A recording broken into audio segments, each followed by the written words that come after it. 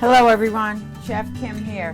Today I'm going to show you how to make French bread in a food processor. Now this is pretty simple, but it's important for me to show you what the dough should look like. So anyway, let's start with warm water.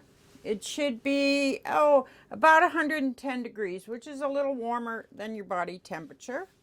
And then we're going to sprinkle, not just dump, but sprinkle the yeast in, and just regular yeast. Do not get the instant yeast.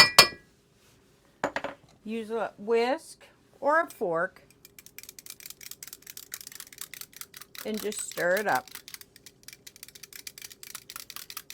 Now, a lot of yeast bread, you have to wait until this mixture gets foamy, but you don't when it comes to making the French bread. In the food processor, I have bread flour. Very important. Do not use all-purpose flour. Your product will come out very inferior. So invest, it's not any more expensive, in the bread flour. I also have olive oil and salt. That's it. A true French bread just has that. No sugar at all in it. Now let's go ahead and we're going to add the yeast mixture. Now, in the recipe, I will always say 2 to 3, 3 to 4, whatever. Always start with the lesser number. You can always add more flour, but it's hard to take it away. You can fix it if you add too much, but let me tell you, it's easier to do it the other way. So let's turn it on. And then we're going to just add our water in a slow, steady stream. Let's just whisk it just a little more. Sometimes some of it gets stuck at the bottom. Add the rest.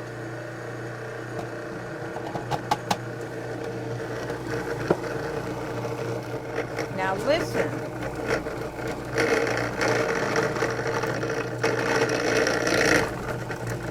Hear it?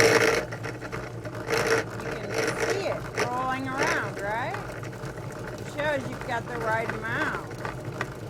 Now the machine is doing the kneading for us. Now it doesn't always work this perfect for me. So I'm lucky that it did for the video. Now let's stop it and let me show you. Okay, now look at what it's doing to my hand. See how it's sticking? It's still too sticky. It needs to have a little more flour added to it, so that's okay. But we're pretty close to the perfect amount. But when you have any residue on your fingers, that means it's a little too wet. You need to add some more flour. So add like a tablespoon or two at a time. And repeat. Turn it on. Let it go for a little bit.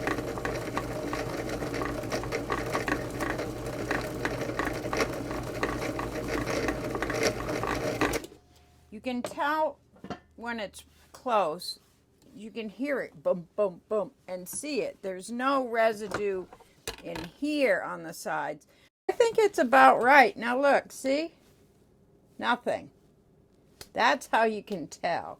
It's soft, but it's not sticking to my fingers. I think that was from before. Okay, I'm back. Let it go for another 30 seconds. And you can see the dough is nice and soft. And it's not tacky. Tacky means it's sticking to your fingers, but it's not. Okay, so what we're going to do now is take a greased bowl. I just use olive oil or the pan spray.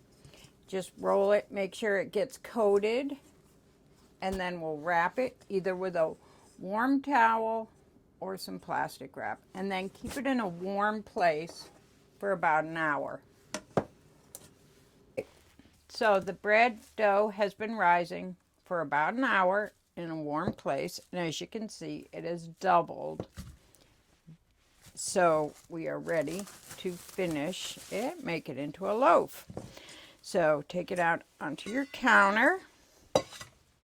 Here's what we're going to do. We want to make it into a rectangle, okay? Doesn't have to be perfect, but like that. So once you get it into a rectangle, very important the way I do this next part. You don't just roll it up, because when you bake that bread and cut into it, it's going to be full of holes.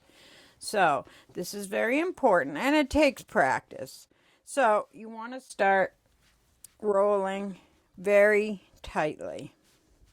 Go from one end to the other, and then go back.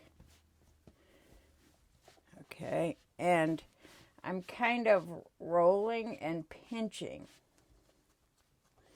as you can see. Okay, and don't worry if it's not exactly even. You can kind of stretch and pull and tuck in the ends.